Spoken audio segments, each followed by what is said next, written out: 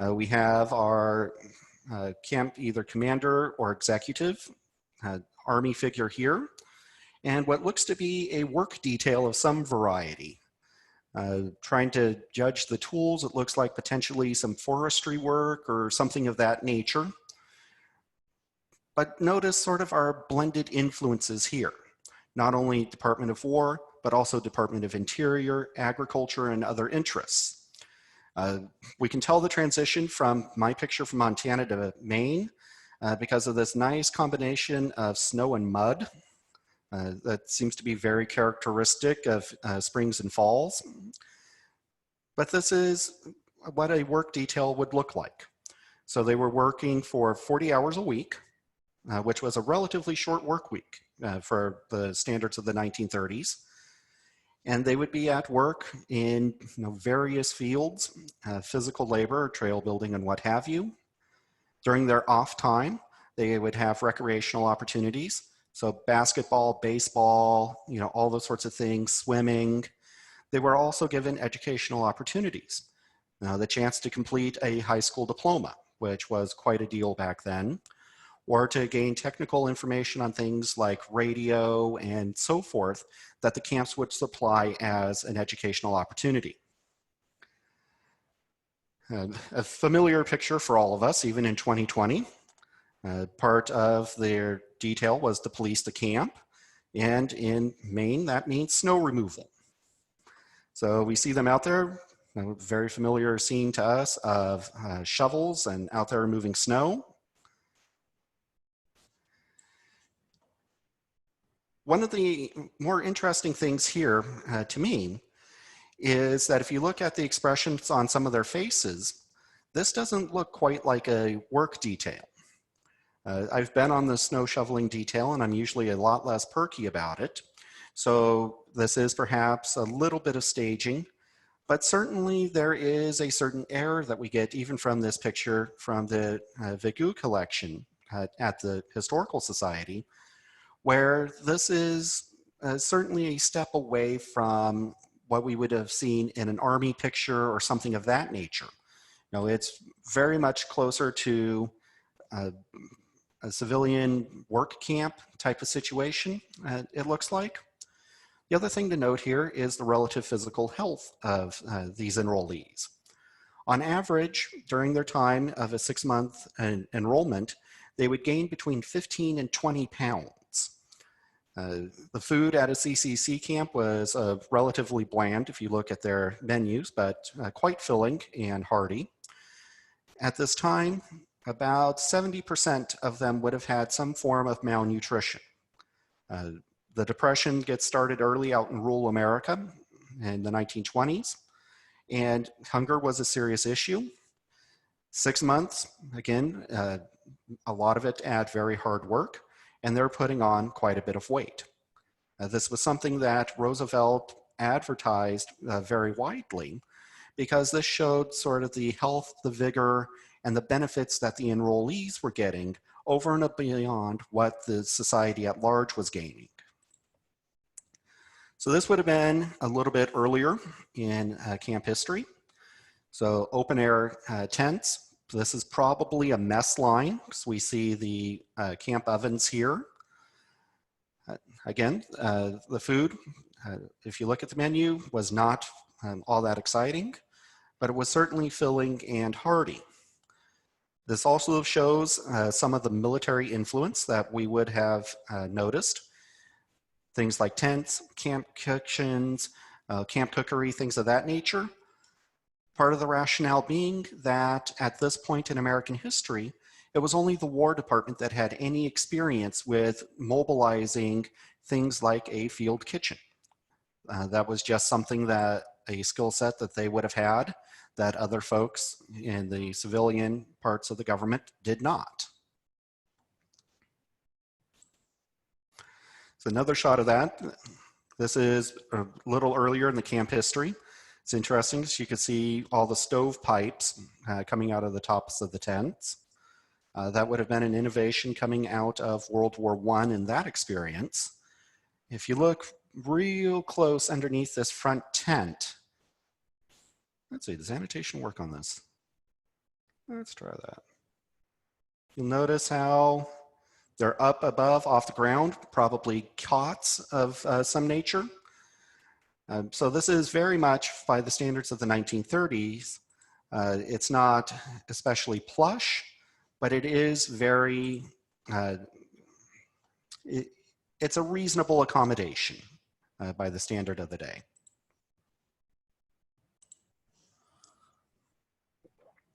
So this was the picture that really took my mind back to Birch Creek. This would have been a type of kit barracks room that they would have built. The reason it sort of triggered my memory of Birch Creek is because I've seen that same exact building multiple times, usually with me on the other end of a broom or something like that. So these would be barracks that they would usually build themselves. And as we're talking about the 1930s, remember we're still talking about the era of the Sears kit house, where they would mail you the lumber and the things you needed to build your own house. So the technical skills that would have been put into work here would have been stuff that they would have had at least some knowledge of. So this is an image of what it would look like inside. And if we can see the printing just right inside, sort of in white here, this would be what the inside of the barracks would look like.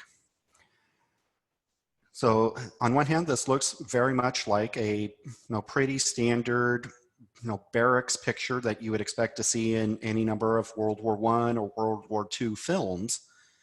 But this is a civilian constellation. And there's one particularly interesting thing to me here, and that is the electric lights. One of Roosevelt's real pushes for development was rural electrification. So things like the Tennessee Valley Authority, for example. Electricity inside the house would have been a hit or miss affair outside of the cities and the major towns. So this would have been not only a barracks, but this would have been a very advanced building with the internal electronics the way it is.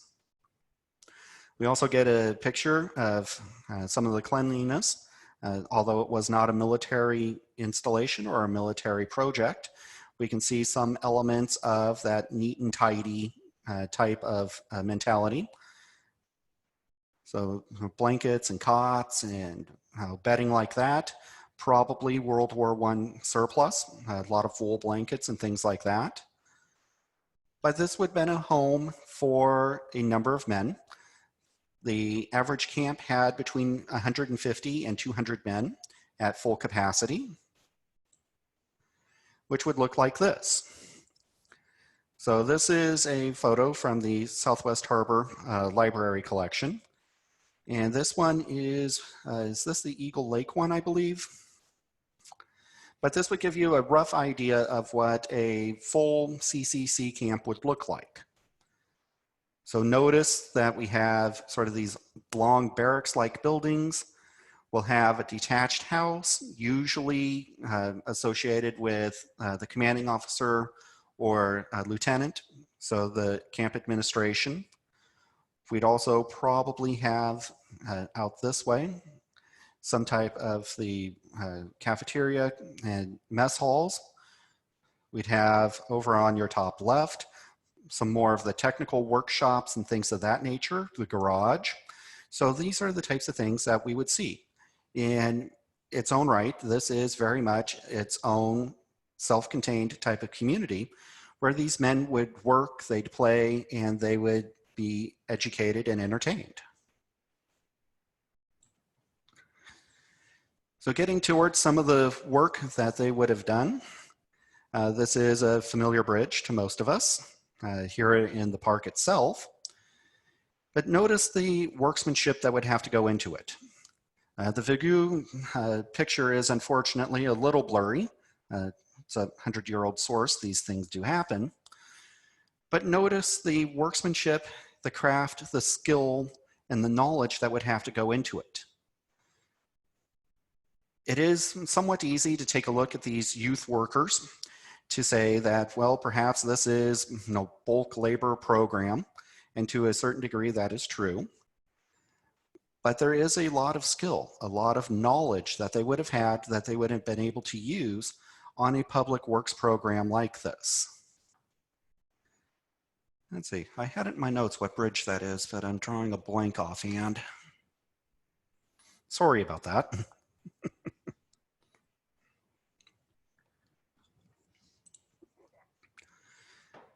So sort of the, yes, in the comments from Lisa, yes, thank you, Duck Brook. I knew it was something simple and I knew I'd forget. Another picture are some of the trail work that they would have been doing in the park itself.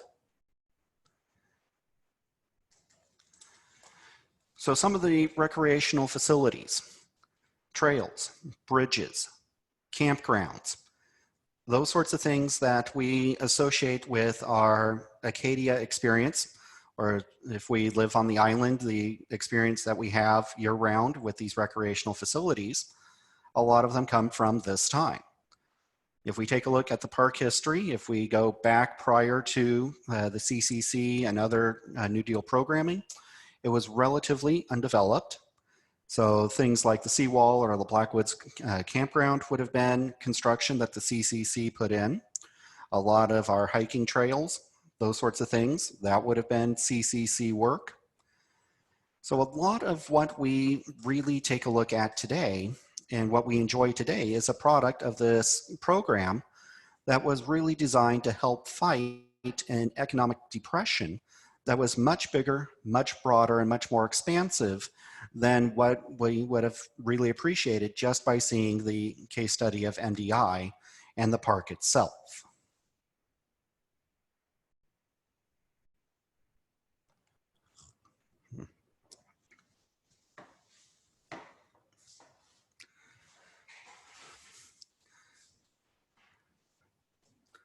So how did the program ultimately fare? This is something that historians are now debating back and forth.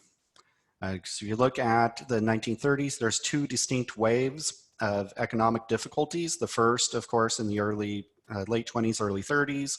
Another difficulty in recession in 37, 38. So how effective these programs were, their stated purpose of alleviating poverty, it depends if you look at it sort of the big scale or if you look at it at the micro scale. On the big scale, if we're just looking at gross domestic product, things like that, it is perhaps hit or miss. But if you look at some of the letters going back and forth, the camp newspapers, all those sorts of things that would have been sources from them at the time, they were very much appreciative of and supported this type of programming. It put money into hands of people, not only the enrollees, but their family. It manifested work on the landscape. It provided services like fire suppression, recreational facilities, and so forth that people enjoyed and appreciated. And it was seen as very much of a powerful, effective, and perhaps most importantly, visible commitment to work relief and to the relief of poverty. So officially, the CCC program lasts till 1942. It starts to dwindle out in numbers in 1940 when the first peacetime draft is established by the US Congress. So a lot of the young men that would have potentially have enrolled in the CCC are conscripted instead. Naturally, as we get into World War II, the program is not abolished, but it just ends because the demand for its services no longer exists. There is no federal counterpart of this nature, of the CCC to this point. However, there are some state level programs that have taken a lot of what the CCC had done in terms of outdoor work, fire suppression, recreational facilities, and so forth, and continue on in a very similar vein. So organizations like the Montana Conservation Corps, which is directed towards the same target audience and has a lot of the same goals in mind, draw from the same tradition of the CCC as a government programming providing public service as well as skills training and money for youth workers. So there is a very nicely done and more directed lecture. If you're interested in more about the CCC and the park itself. So the link to Jack Russell's talk is up on our chat. That's about a 40-minute presentation that's more narrowly on the park itself, and it is very much worth the watch. Let's see, so good question. Anything about the Millfield Dam in Southwest Harbor? I recognize the name of it from some of the readings I've done, but I'm not sure that I know anything about it in particular. The name is very familiar, and it is tied into the CCC in some way. Hi, this is Tim Garrity. That question is from Lisa Horsch-Clark. Lisa, do you know anything about it? Would you like to comment on it? Oh, you hiked it today. You know, there's so many remnants of the CCC, and invite people who are watching us on Zoom or Facebook to mention some of those larger landmarks. Some of the more prominent are, of course, the park headquarters on McFarland Hill is a former CCC camp. And if you approach the south end of Long Pond from Long Pond Road, or maybe it's Freeman Ridge Road, the one that passes the dump, on the left you'll see the park director's headquarters, or the camp director's headquarters that's now a private home. The perpendicular trail is a prominent piece of CCC architecture. Ocean Path, it's probably too numerous to count all the ways the CCC left their mark on Mount Desert Island. I want to invite people who are watching on Zoom. We have a nice audience both on Zoom and on Facebook Live. If you have questions or comments, please Zoom, put them on the Q&A function or the chat function, and Facebook, just go ahead and put it right in the comments section. I guess I have a question for our audience.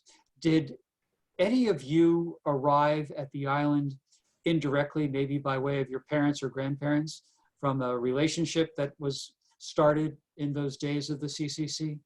I think I've heard some of those, that some of the CCC boys liked it so well they decided to stay.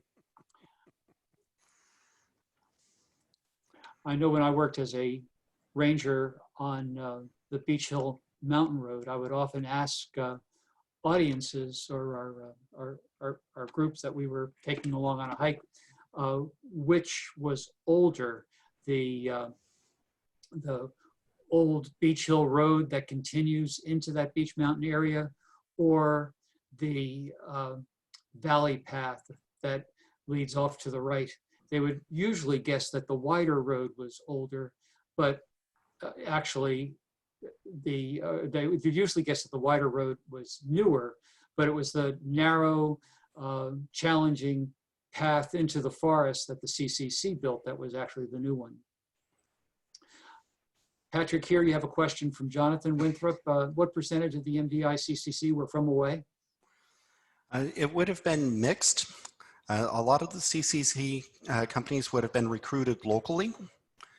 However, it varied from camp to camp and enrollment period and to enrollment period. For the Birch Creek camp I'm more familiar with, locals in the company were very rare. Most of them came up from Texas and places like that. Around here, there was some, but out of the 3 camps, Ellsworth and the 2 on the island itself, it would have varied over the course of time, just depending on each 6-month enrollment period. Without the numbers in front of me, I would be inclined to say that it'd be relatively low. Looking at the coastal Maine economy a little bit more broadly, one of the very few parts of the economy that prospered during the Great Depression was actually the sardine fisheries and the inshore fisheries, because the sardines and the canneries being a cheap source of protein. Well, Lisa reports that Bob's grandfather, Lisa, is that your husband? Sorry, I don't know. Worked at the Southwest Harbor Camp and went to work for Hinckley, the boat builder, stayed for life. So I guess we've got CCC to thank for that presence on the island. Any other questions or comments for us? Well, you can, if you get over to Facebook, you can leave your comments there or your questions, and we'll try to answer them after the fact. We also recommend to you the video that Jack Russell shot.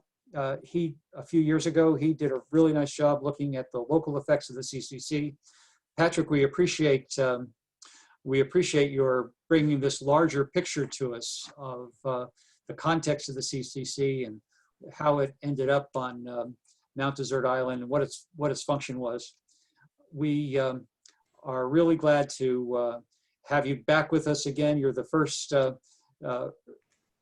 Chebacco Chats guest to return. It was great having you again. I'm sure to have you back.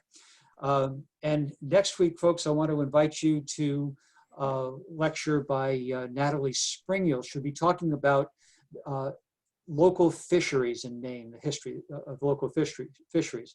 Natalie has studied this project extensively and is going to have a really fascinating view for us. That's next Thursday, October 1st, 4:30 on Zoom and Facebook Live. We'll put up the links before the event. So Patrick, again, thank you for being with us. Thank you, and thank you for having me. And folks in our audience, it was great to have you along. We'll see you next week.